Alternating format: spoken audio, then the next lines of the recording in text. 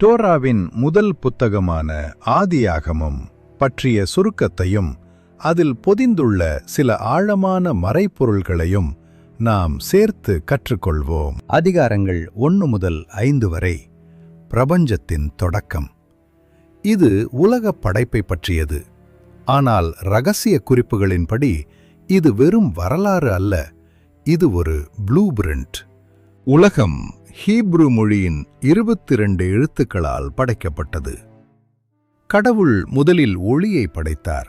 ஆனால் அந்த ஒளி இந்த உலகிற்குரியது அல்ல. அது ஓர் ஹகனூஸ், அதாவது மறைக்கப்பட்ட ஒளி.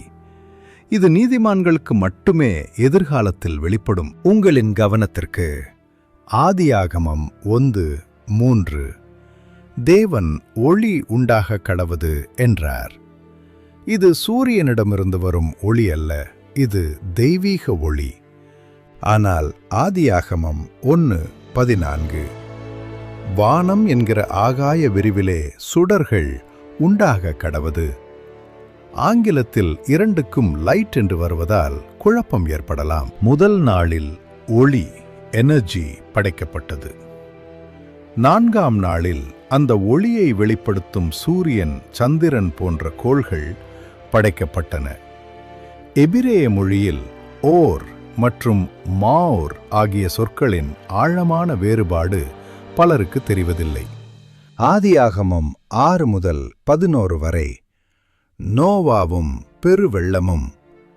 மனிதர்களின் பாவம் பெருகிய போது உலகம் ஒரு ரீசெட் செய்யப்பட்டது. நோவா ஒரு பேழையை கட்டி உயிரினங்களை காக்கிறார். பின்னர் பாபேல் கோபுரத்தின் மூலம் மனிதர்கள் கடவுளுக்கு எதிராக போட்டியிட முயல்கின்றனர். பாபேல் கோபுரம் என்பது வெறும் செங்கற்களால் ஆனதல்ல, அது வானத்து ஆற்றல்களை திருடுவதற்கான ஒரு தொழில்நுட்ப முயற்சி என்று சில நூல்கள் கூறுகின்றன. அதிகாரங்கள் 12 முதல் 25 வரை விசுவாசத்தின் தந்தை ஆபிரகாம். இங்கிருந்துதான் ஒரு தனி குடும்பத்தின் ஆன்மீக பயணம் தொடங்குகிறது. ஆபிரகாம் கானான் தேசத்திற்கு வருகிறார்.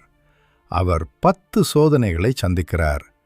ஈசாக்கை பலி கொடுக்க துணிந்த அகேடா மிக முக்கியமானது. ஆபிரகாம் ஒரு சிறந்த வானியலாளர். அவர் தனது கூடாரத்தின் 4 பக்கங்களிலும் கதவுகளை வைத்திருந்தார். அனைவருக்கும் விருந்தோம்பல் செய்வதே அதன் நோக்கம். அதிகாரங்கள் 26 முதல் 36 வரை யாக்கோபு, போராட்டமும் மாற்றமும். யாக்கோபு ஒரு மனிதன் எப்படி தன்னை மாற்றிக்கொண்டு இஸ்ரவேலாக மாற முடியும் என்பதை காட்டுகிறார். யாக்கோபு ஒரு தேவதூதனுடன் போராடி இஸ்ரவேல் என்ற பெயரை பெறுகிறார். அவர் கனவில் கண்ட ஏணி 4 படிகளை கொண்டது.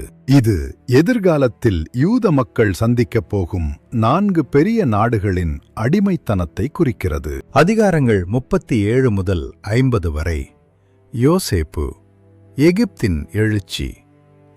ஆதியாகமம் ஒரு மாபெரும் குடும்ப பிணைப்புடன் முடிகிறது. யோசேப்பு தனது சகோதரர்களால் விற்கப்பட்டு எகிப்தில் அதிபதியாக உயர்கிறார். பஞ்சம் வந்தபோது தனது குடும்பத்தை காப்பாற்றுகிறார்.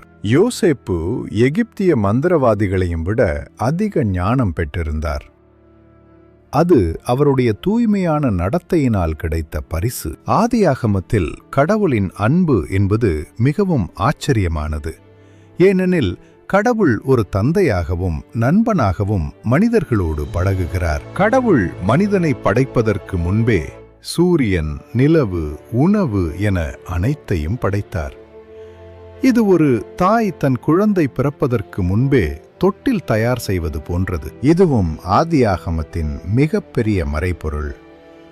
பாவம் செய்வதற்கு முன்பே கடவுள் இந்த வேலையை கொடுத்தார் என்றால், வேலை என்பது ஒரு தண்டனை அல்ல, அது ஒரு தெய்வீக ஆசிர்வாதம். நிறைய பேர் பாவம் செய்த பிறகுதான் மனிதன் கஷ்டப்பட்டு உழைக்க வேண்டும் என்று நினைக்கிறார்கள்.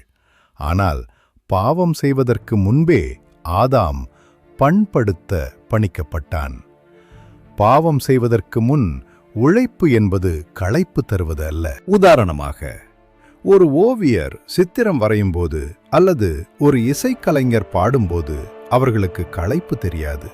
அது ஒரு இன்பம்.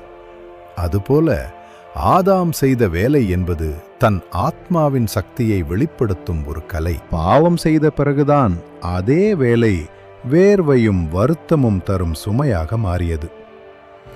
சுருக்கமாகச் சொன்னால், பாவத்திற்கு முன்னால் மனிதன் படைப்பிற்காக உழைத்தான். பாவத்திற்குப் பின் மனிதன் பிழைப்பிற்காக உழைக்கிறான். ஆதியாகமம் ஒரு ஞானக்கடல். நாம் இதுவரை கற்றவை வெறும் தொடக்கமே. தேவ வார்த்தையின் ஆழத்தை முழுமையாக அறிய தேவளின் நாமங்கள், ஜெமெட்ரியா மற்றும் வேதாகம காலவரிசைகளை நீங்களாகவே இன்னும் ஆழமாக படிக்க ஊக்குவிக்கிறேன். இந்த ஆய்வு உங்கள் உள்ளத்திற்கு மிகுந்த மகிழ்ச்சியையும் வாழ்வில் பெரும் ஆசீர்வாதத்தையும் தரும். ஆமென்.